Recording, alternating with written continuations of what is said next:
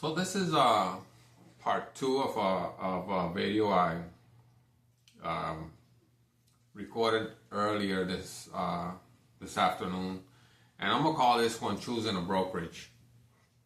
Now, this is a really important part of your business, and even though you may see, of course, you'll see that I'm branded here, Keller Williams. I'm gonna say that you want to.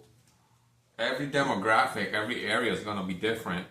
So I'm just gonna share an experience with you. When I was in Virginia, I noticed there was a lot of Remax signs all over the place.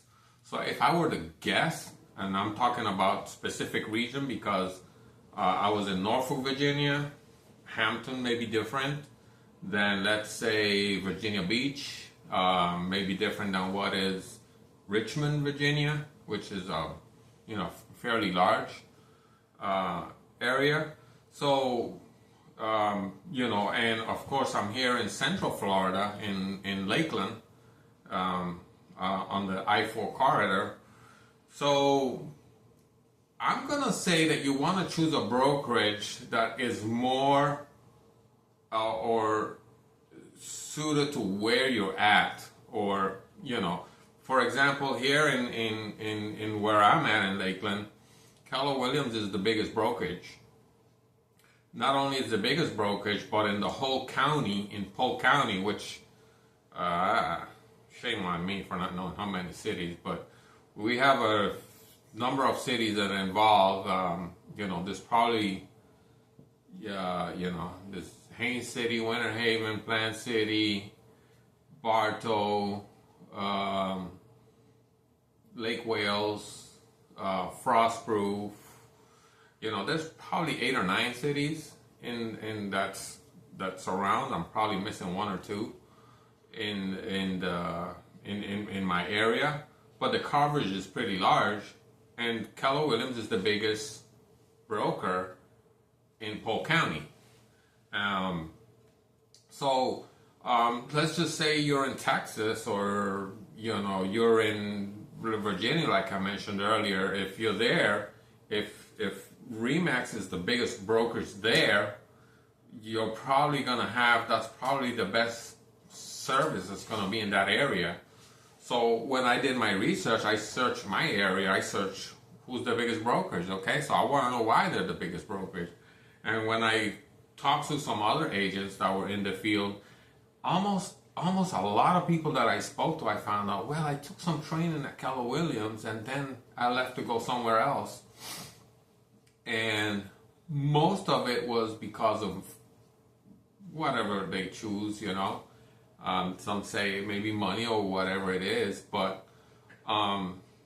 if so many agents came to Keller Williams first and they trained here and then they left, or for whatever reason they may, who knows.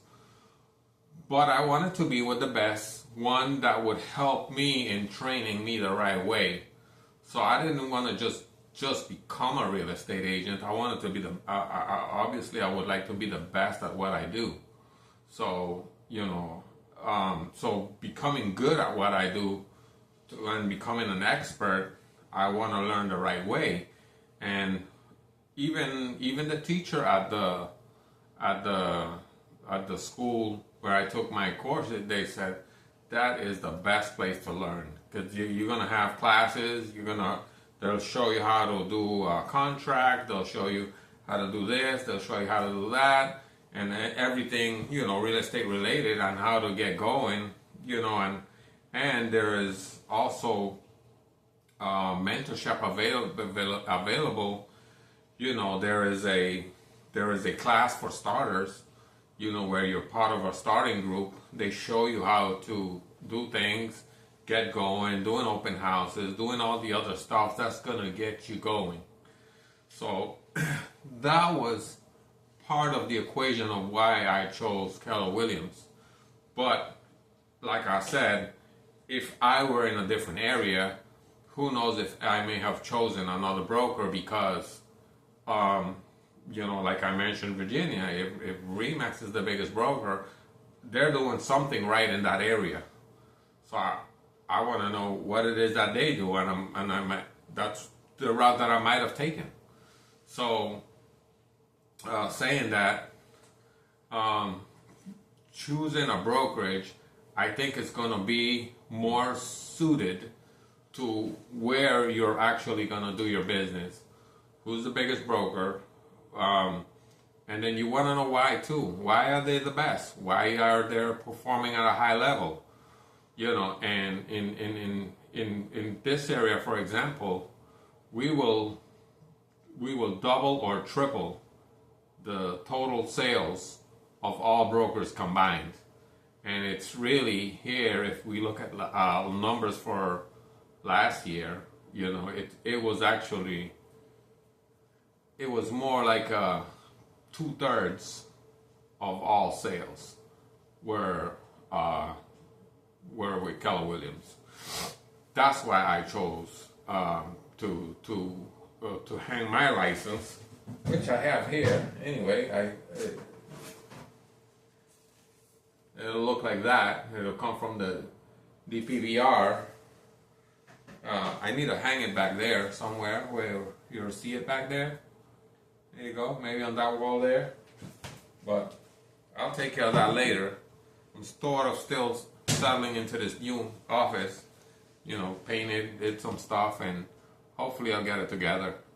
Some signs back there. But choosing the right brokerage, you also want to consider some, do they offer mentorship? Does it feel like a family culture? And I'm going to tell you, yes, this does feel like a family culture here. I do feel like I'm part of the family. Are our families perfect? No. It's just like families, we're probably, with your own family, we're, not everybody's on the same page. So, we may have a little differences here and there, but we're still a big family. So, what else I want to include?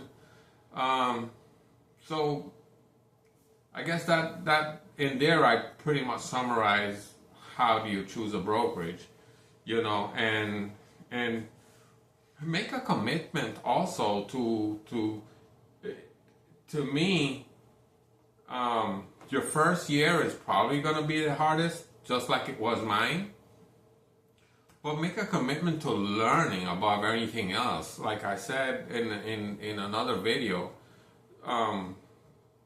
money should not be the only factor, or I think you should be motivated by the bigger picture. You should be motivated by where do you want to go, where do you want to take your business, where do you see yourself in 5 years, where do you see yourself in 10 years, not where do you see yourself next week, or where do you see yourself in 3 months. No, it's, have goals in mind, and you also have to have the proper mindset also. So, think about all these factors when choosing a brokerage, and hopefully you'll make the right decision.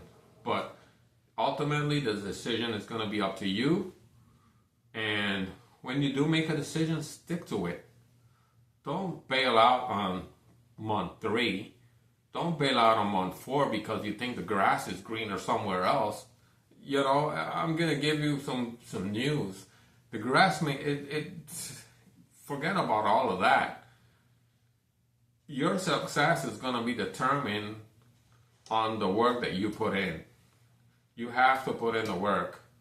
You have to, don't expect business to just, okay, I'm a real estate agent, my license is hung up, I'm connected, and I'm going to just wait and somebody's going to call me. No, there's actually stuff that you actually need to do, and you need to be proactive. You can't be reactive. Don't wait for things to fall in your hand. So, you need to be prepared to spend. And I did say I was going to mention some of the spending. So here's some things that you need to consider. After you get your license, which I already said, you already spent, you spent $400 in your pre-license. You spend another $70 on your state exam. Now when you choose a broker, now you're also committing to another contract, and there is going to be difference between what broker. Everybody's going to charge something, whether it be $35, $100, $125, whatever it is. Everybody has a different charge, fees. You know, you want to make sure that you have insurance that backs you up for, you know, commissions and errors, insurance on errors and mistakes. You know, that your brokerage backs you up, which is something that, you know, I'm glad I have. So, and also when you join your local association of realtors, be prepared. For example, here in Central Florida, be prepared to spend a good change. It's about $1,500 right off the bat. You know, these are expenses that you didn't know at the beginning. You think you're gonna get. If you only have $1,000 and that's all you have in the bank, you may want to think about what you're doing, because to get going, you need to have some kind of change that you will spend.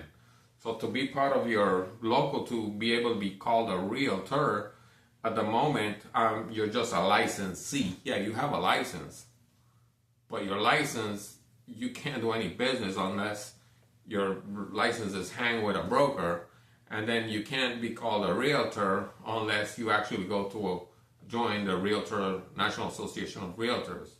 So, you know, you have to be prepared to spend. So, $400 for the, and I think I'm gonna go ahead and put in the link below the expenses, so it's documented how much, you know. And I'm just gonna use round numbers. I'm not gonna give you, you know, exact. I like using round numbers because they're more related. So 1,500.